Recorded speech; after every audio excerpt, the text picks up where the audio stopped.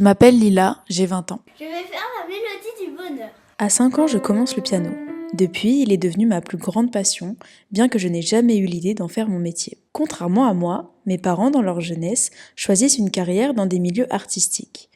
À force d'envie et de passion, ils sont arrivés à évoluer jusqu'à aujourd'hui dans des univers passionnants. Le théâtre pour ma mère et le cinéma pour mon père.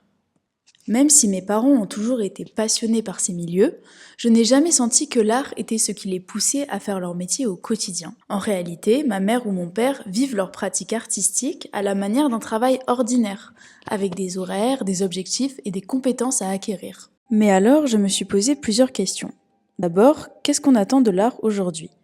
Ensuite, comment les pratiques artistiques se sont adaptées à un monde du travail qui valorise la performance et l'efficacité, parfois au détriment de la créativité et de l'expression. Est-ce que l'artiste se trouve noyé dans une discipline et un apprentissage strict qui rend ses idées de création et de liberté presque impossibles ?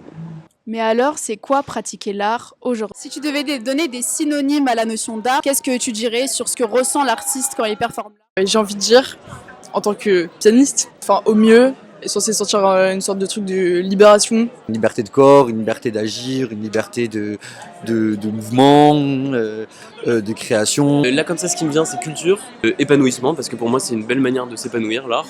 Créativité, forcément.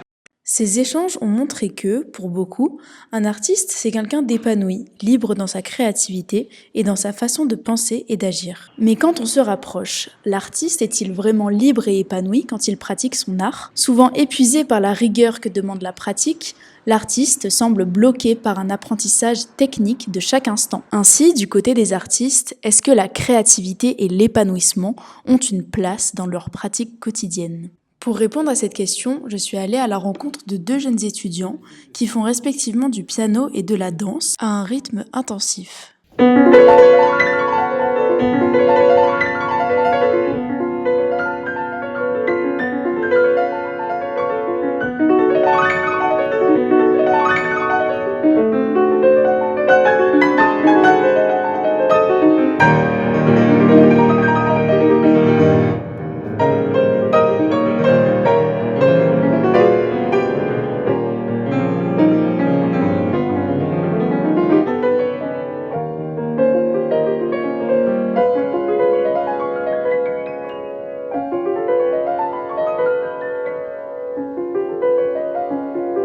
Je m'appelle Enzo, je fais du piano en conservatoire. Je m'appelle Ninon, j'ai 20 ans et je fais de la danse.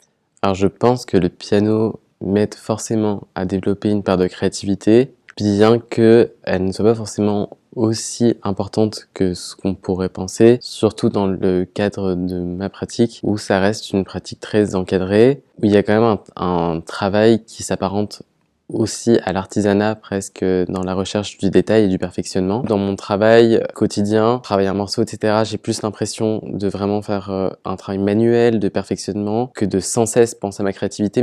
Je sais pas trop si c'est un moment, oui c'est un moment qui me fait du bien, mais je sais pas trop si c'est un moment qui me relâche, dans le sens où j'ai vraiment envie de progresser dans la danse.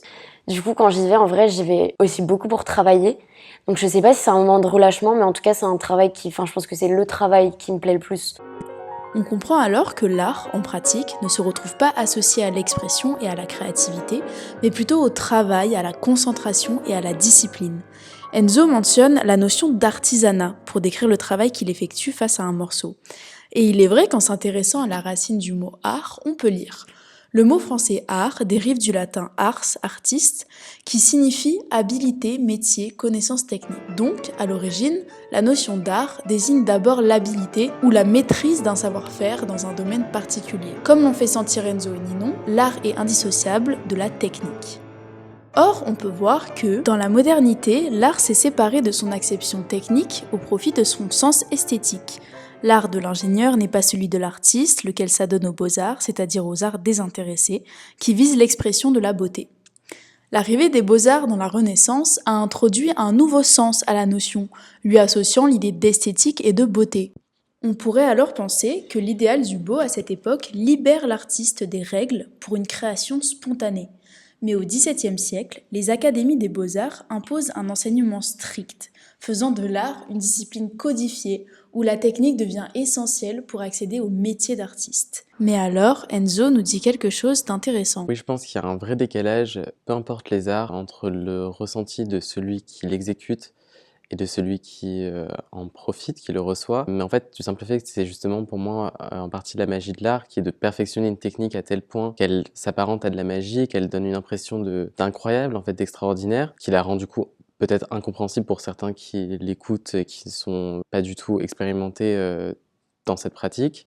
Si l'artiste s'acharne à maîtriser son œuvre, c'est pour que le public ne voie que l'image de la beauté, sans la laideur du lourd travail technique. Et c'est peut-être justement cette maîtrise qui nous permet, à nous, spectateurs, de laisser libre cours à notre imagination, portée par un morceau de piano ou une chorégraphie.